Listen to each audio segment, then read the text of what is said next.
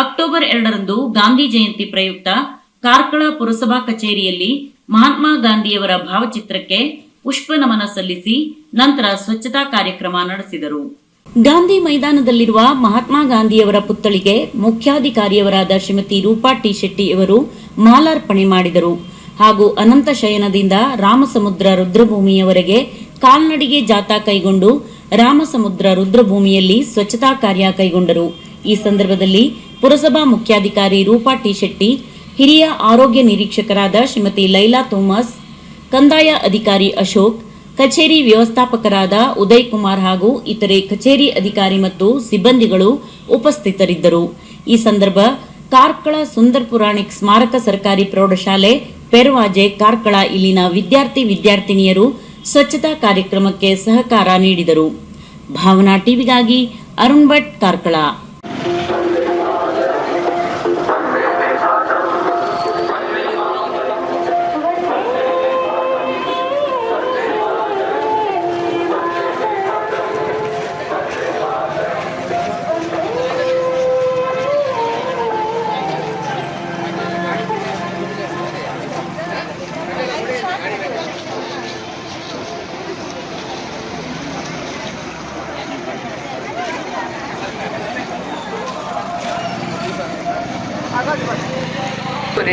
ನಮ್ಮ ಎಲ್ಲ ಪೌರ ಕಾರ್ಮಿಕರು, ನಮ್ಮ ಎಲ್ಲ ಸಿಬ್ಬಂದಿ ವರ್ಗದವರು, ಎಲ್ಲ ನಮ್ಮ ಆರೋಗ್ಯ ನಿರೀಕ್ಷಕರು ಎಲ್ಲರೂ ಇದ್ದು ನಾವು ಈ ಒಂದು ಸ್ವಚ್ಛತಾ ಕಾರ್ಯಕ್ರಮವನ್ನು ಇವತ್ತೀಗ ನೆರವೇರಿಸ್ತಾ ಇದ್ದೇವೆ.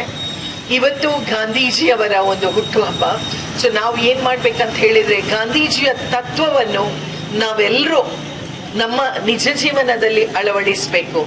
ಗಾಂಧೀಜಿ ತೋರಿಸಿದಂಥ ಮಾರ್ಗದಲ್ಲಿ ನಾವೆಲ್ಲರೂ ಶಾಂತಿಯುತವಾಗಿ, ಯಾವುದೇ ಒಂದು ಜಾತಿ ಮತ ಭೇದ ಭಾವವಿಲ್ಲದೆ ನಾವೆಲ್ಲರೂ ಒಗ್ಗಟ್ಟಾಗಿ ನಮ್ಮ ಎಲ್ಲ ಜೀವನವನ್ನು ಒಳ್ಳೆ ರೀತಿಯಲ್ಲಿ ಶಾಂತಿಯುತವಾಗಿ ನಾವು ಸಾಗಿಸಬೇಕು. ನಾವಿಲ್ಲಿ ಸ್ವಚ್ಛತೆಗೆ ಆದ್ಯತೆ ಕೊಡಬೇಕು. ನಮ್ಮ ಇಡೀ ಕಾರ್ಕಳವು ಒಂದು ಸ್ವಚ್ಛ ನಗರ ಆಗ್ಬೇಕಂತ ನಮ್ಮ ಎಲ್ಲ ಪರಿಕಲ್ಪನೆ. ಸೊ ಹಾಗಾಗಿ ನಮ್ಗೆ ಎಲ್ಲ ಜನರು ನಮ್ಮೊಟ್ಟಿಗೆ ಕೈ ಜೋಡಿಸ್ಬೇಕು.